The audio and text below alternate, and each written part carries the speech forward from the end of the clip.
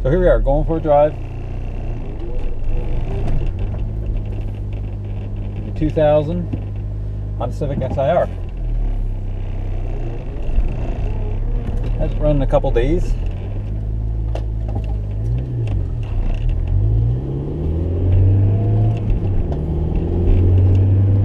So I'm the original owner, bought it brand new back in 1999, October 1999. So I've had it for just over 20 years now. Been a daily driver for me for all these years.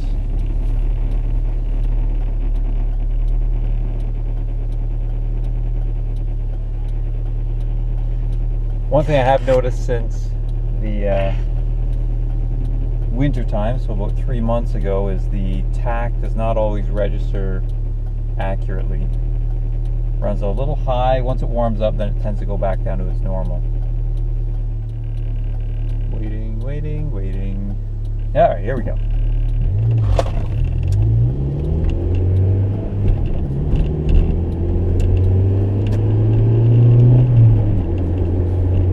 It's got that E16A2 engine. Doesn't have a limited slip. That didn't come out until the Type R. The modern Type R's got it, of course. It's got 185,000 K on it currently.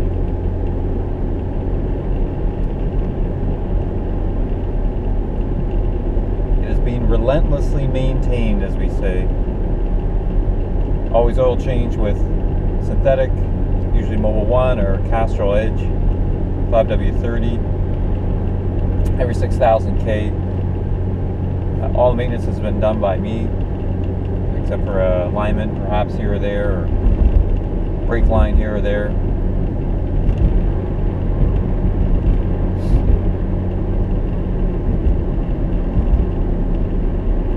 One thing you'll notice is it's, again, when it's cold, it says it's registering at 8,000 RPM. Of course, it's definitely not the case. It is, we're not running at red line currently, bouncing off the rev limiter and so forth, but it will happily do that. You always ask about timing belt changes. I do them every 7 years. So relentlessly every 7 years with the water pump, always changed on time. It is due up for another timing belt change when it's 21 years old. That would be October of 2021 is when that would be due up for, so about a year and a half from now.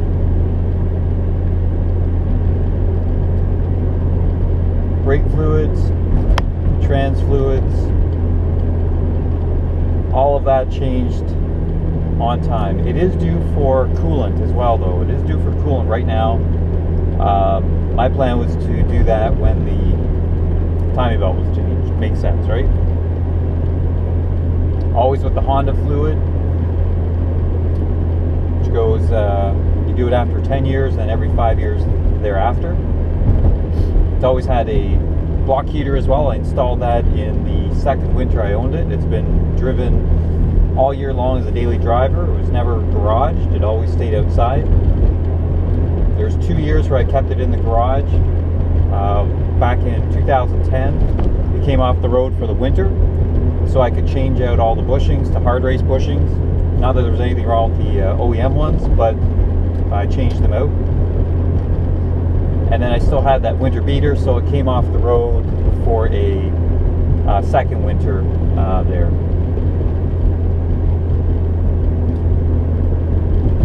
Put in Coney adjustable yellows with I guess they're Pro Kits back in 2002, 2003, I think.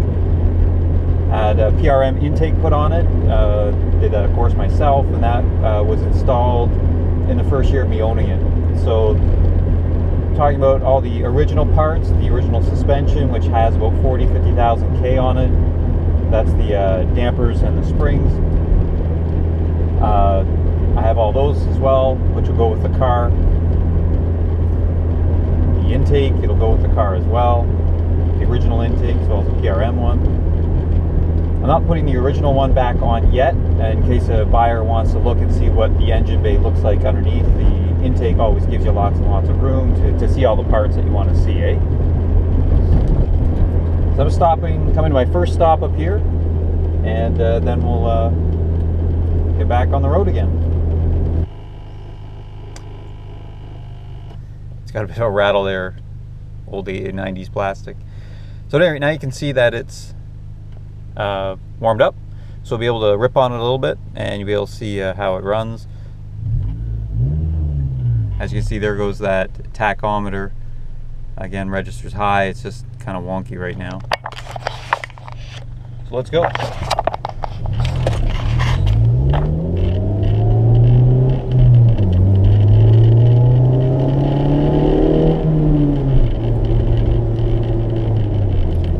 So of course, all the heat shields have fallen off the exhaust. That's what that rattle is. That's what happens when it's winter driven. When I originally bought the car, I had it undercoated from Honda, and then I added a, at the time, new product called Counteract, and installed that. It was one of these electronic boxes, supposed to reduce rust and so forth. Again, relentlessly maintained on the rust control. Always sprayed it with a product here called Rust Check. Despite the fact I had it undercoated and so forth, I continued to maintain it in that way as far as rust control is concerned.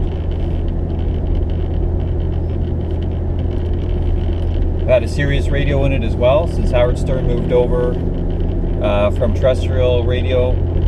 So I've run a Sirius satellite radio in here as well. That's not coming with the car. This is going to be taken out. Stereo in this thing is not great. All Honda stereos of the era were pretty crap. The S2000 radio I've got isn't great either. This Honda isn't great. It's just is what it is. But it works all the same. Volume knob is a little wonky sometimes, but what do you expect? 20 years old, right?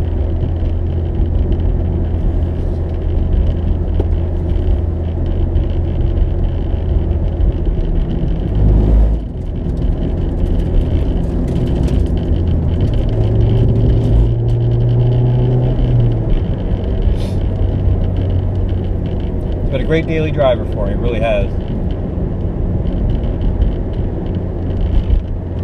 So we've been talking about all the good things about it. What isn't so good about it? So, back about 8 years ago, my wife decided to back into my car. I've got some pictures of the bend in the metal happened on the rear quarter panel there. So I had that after the winter months, had it taken in and had that professionally painted. A little bit of clear coat's coming off along the top seam there, which isn't uncommon if they don't pull all the trim pieces off. At any rate, I had that done.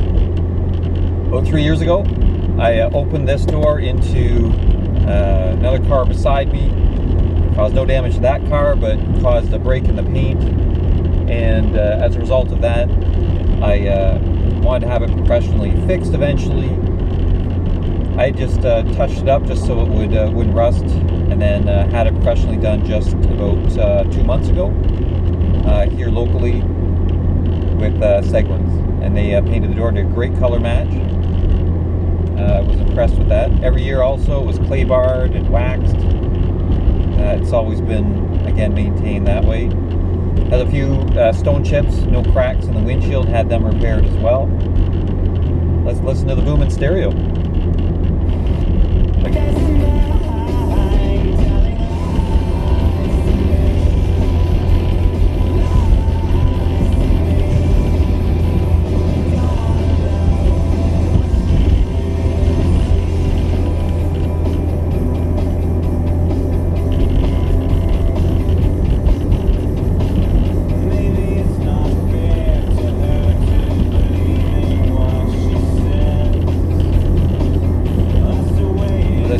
The volume's a little wonky because I'm trying to turn it down. Oh, it worked that time. How about that?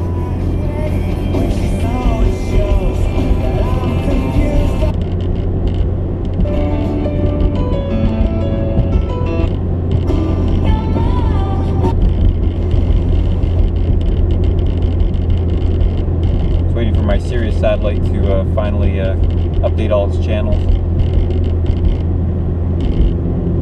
All the controls work, air conditioning works, recirculation, rear heater, window heaters, cruise control, all works fine. It's never had a recall on it. There was one warranty thing that happened. The mass airflow needed to be replaced at one time, and the shift boot needs replaced. So when you look at this shifter, you may say to yourself, well, that didn't come with Honda.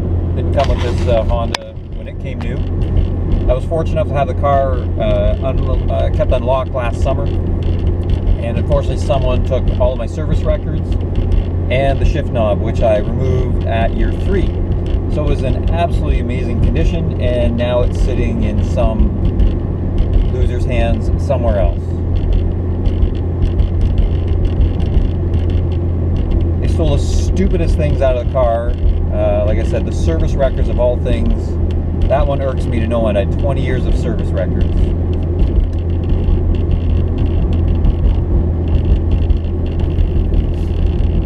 Replace these as well. These upper sun visors, typical of this material, just wears out over time with UV and so forth.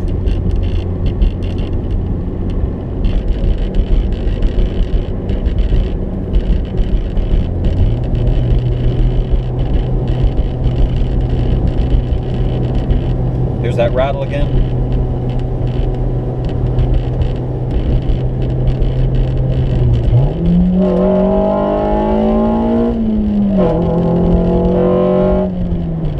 A nice VTEC kickover point. Here nicely. Exhaust was replaced with a Comtech exhaust. Hey, look at that. And now the tach's working just fine.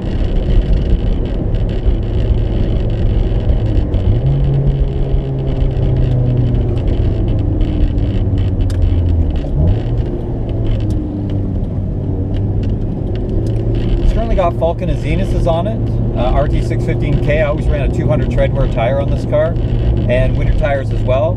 The summer tires have probably about one more, maybe a year and a half left on them. Winter tires you might get next winter out of them as well. Winter tires come with the car.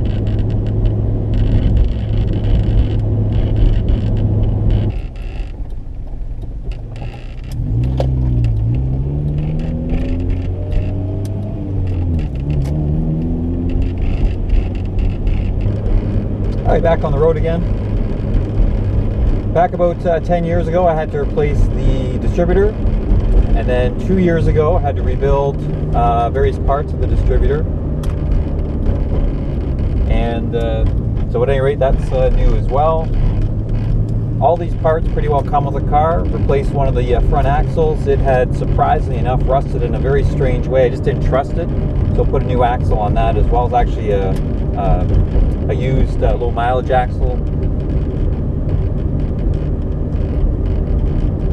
Back when it was about 3 years old, the gentleman bumped into the rear bumper. It was a really, really cold winter that year, and as a result of that, it cracked, and he was kind enough to replace the bumper with an OEM one. It does not have the OEM. I don't have the VIN number on that rear bumper. That's it. Let's give it a rip.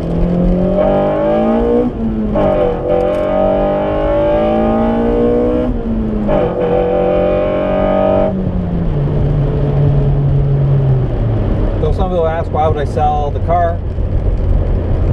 Well, about last fall or so, the rear subframe had to be replaced. And I had tagged a curb going back about 5 years ago. And when I tagged the curb, it the rims that are on the car now, they're fine, but they did get some curb rash and so forth. Dented it, pushed in one of the lower control arms. So replaced all of that. I think that weakened the metal, and that's one of the downsides to these cars. These EM1, I guess that's what the chassis number is. One of the downsides to them is over time, that rear subframe will tend to tear. It is very thin sheet metal. And if I was going to give any advice to anybody who's buying one of these, take a close look at that lateral control arm, the rear lateral lower control arm on these cars. Right where it attaches, that piece of metal can wear out. I have the piece of metal. I'll be able to show the new owner. So I had it professionally re-welded in by Jay's Stainless here in town. They did an amazing job on it. Fully re-undercoated it. I did that as well. So I have no concerns with this. Put the rear sway bar, the original sway bar, back into it again. These are built in Ohio, incidentally, at the, I believe, Marysville plant. So it's a US made car.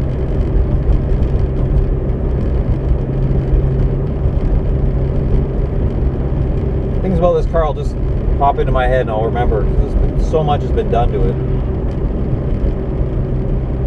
Again, driven for 20 years, summer driver, winter driver, well maintained, not perfect, but a good car all the way around. I would have no concerns driving this to wherever, Indiana, out to California. The original engine, of course, original clutch as well, that has been changed. Still tight. I have no concerns with that either. Will it need to be done at some point? Sure. Sure it will. At any rate, I just wanted this driving video just so someone could, maybe who's not from around here, be able to check it out and be able to see how it is. Only because this whole COVID virus thing may prevent someone from having a good thorough test drive of it. This car does not get great gas mileage, I will say that. It really never has got great gas mileage. I would say it probably does about 28 mpg, so maybe 10 liter per 100 if you prefer to speak in metric.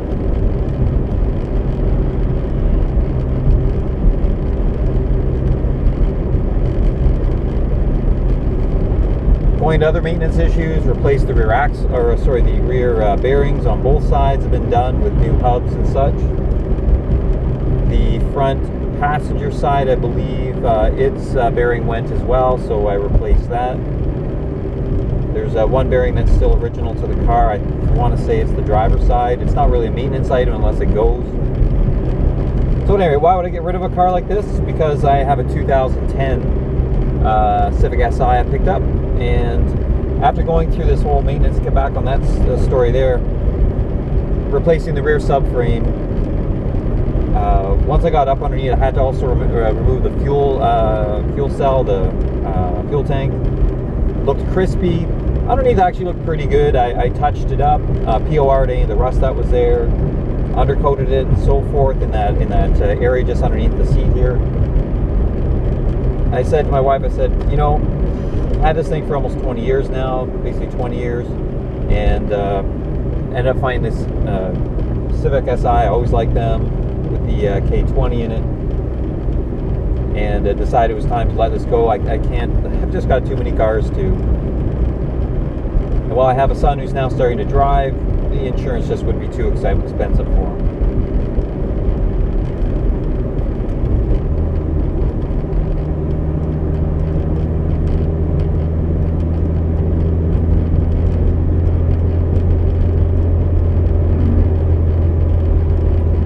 That's why I decided to sell it.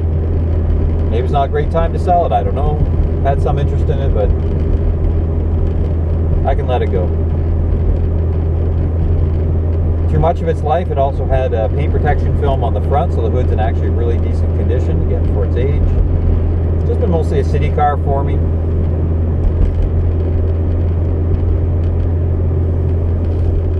We did a few long trips out to visit friends in Iowa, down to Indiana and so forth, but for the most part, you know, back and forth, maybe to London every once in a while. But with 185,000, 186,000 K on it, most of these miles are, well, we don't drive a lot. It's a smaller town, it's easy to get around, don't commute, so it's got relatively lower miles on it here.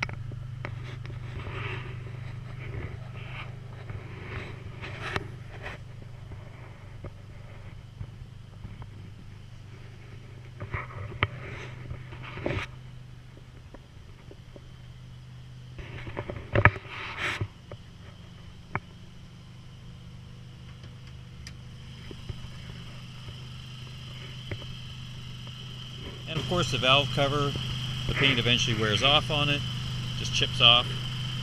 If I was, next time I do a valve adjustment, I would have painted it. I can see the brake fluid nice and clear over there.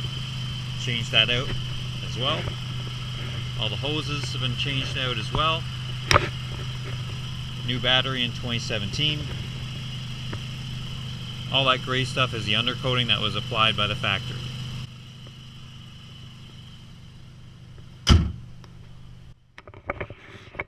That's the Civic as it's presented. Enjoy, and we'll catch you on the next time.